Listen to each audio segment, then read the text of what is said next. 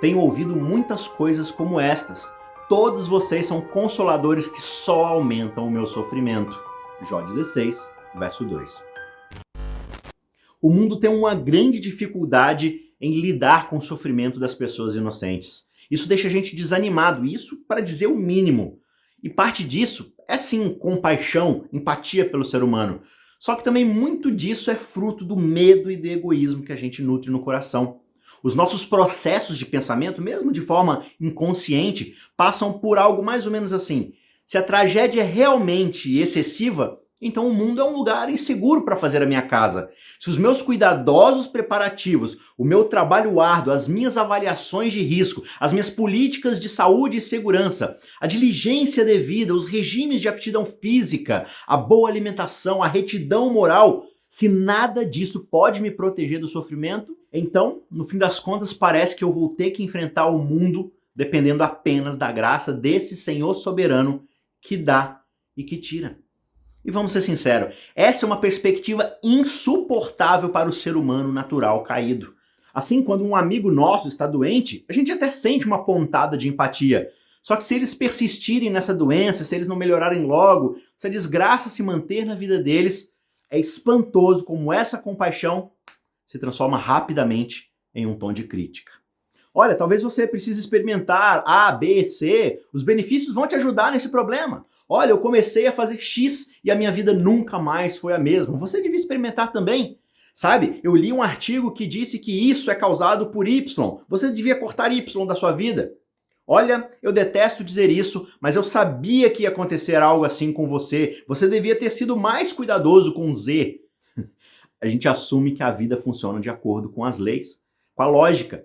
Mantenha as leis, se mantenha dentro das expectativas e a vida vai correr muito bem. Agora, quebre as leis, pode ter certeza que você vai pagar o preço.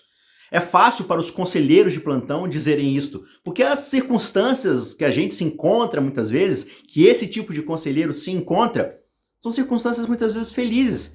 E eles provam aquilo justamente em que eles querem acreditar, que a sua vida está nas suas mãos e as suas boas obras é que no fim vão salvá-los. Você está no controle de tudo.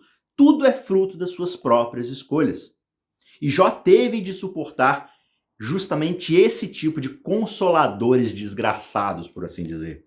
Na verdade, foi o próprio Jó que criou essa frase, né? Aqui a gente está adaptando para uma linguagem mais moderna, consoladores desgraçados, ou seja, vocês vêm aqui para me consolar, mas tudo que vocês ficam fazendo é trazer mais desgraça ainda para a minha vida. Você pode consultar essa expressão lá em Jó capítulo 16, verso 2. E é interessante que nos últimos 4 milênios a gente acaba descobrindo que é verdade isso. No episódio de ontem a gente viu um pouco do sofrimento de Jó.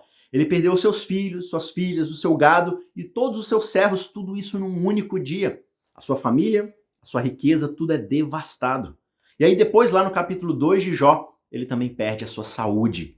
Então Satanás saiu da presença do Senhor e feriu Jó com tumores malignos, desde a planta do pé até o alto da cabeça. Jó, sentado em cinzas, pegou um caco de barro para com ele raspar as feridas. E aí quando os amigos de Jó ouviram falar disso, fizeram a coisa certa. Lá no capítulo 2, versos 11 a 13, diz que quando esses 3 amigos de Jó ouviram que todo esse mal havia caído sobre ele, vieram cada um do seu lugar.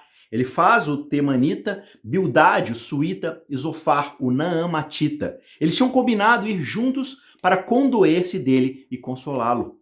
De longe, eles levantaram os olhos e não o reconheceram. Então ergueram a voz e choraram. E cada um, rasgando seu manto, lançava pó ao ar sobre as próprias cabeças. Sentaram-se com ele no chão durante 7 dias e 7 noites, e ninguém lhe disse uma só palavra, pois viam que a dor dele era muito grande. Os amigos de Jó vão visitá-lo num tom de simpatia. Eles se sentam com ele e ficam calados. E a gente vai perceber que no livro todo essa é a melhor coisa que eles conseguem fazer por Jó. Durante uma semana inteira, eles mordem as suas línguas, seguram os seus conselhos inestimáveis. Só que o problema é que, eventualmente, eles acabam abrindo a boca. E aí, a coisa desanda. Primeiro a gente ouve as palavras de Elifaz. E aqui está um retrato do seu tipo de filosofia. Ele diz o seguinte, lá no capítulo 4, verso 7. Pense bem, será que algum inocente já chegou a perecer?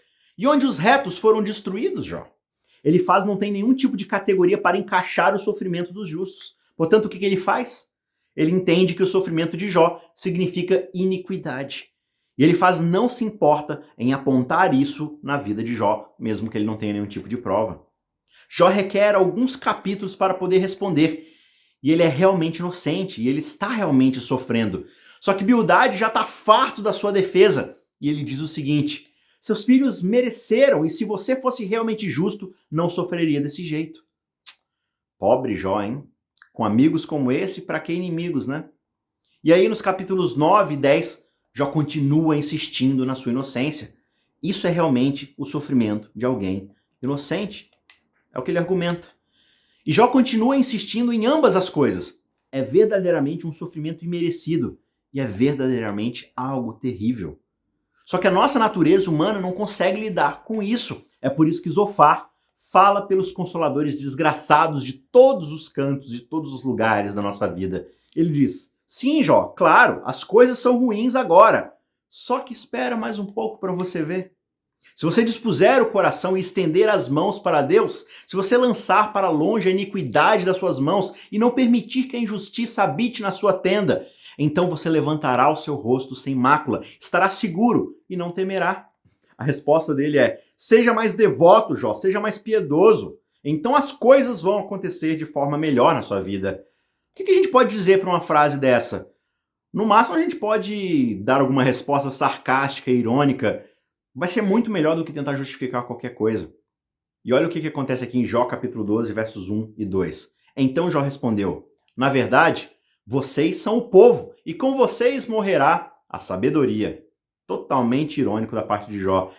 E é uma maravilhosa resposta da parte dele, porque o conselho desses amigos não é motivo de riso, não é motivo de felicidade e não é motivo de alívio. É um grande tormento, é uma dor de cabeça constante, se somando a todo o sofrimento que Jó já está enfrentando até agora.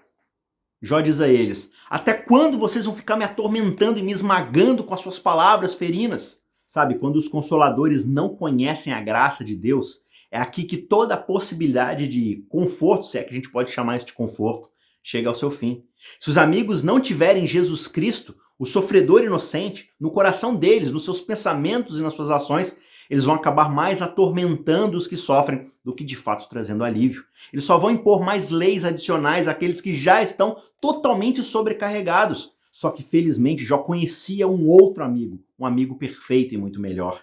E ele fala dele lá no capítulo 16, dizendo o seguinte: já agora a minha testemunha está no céu, e lá nas alturas se encontra quem advoga a minha causa. Os meus amigos zombam de mim, mas os meus olhos se desfazem em lágrimas diante de Deus, para que ele mantenha o direito do homem contra o próprio Deus e o do filho do homem contra o seu próximo. Está lá nos versos 19 e 21.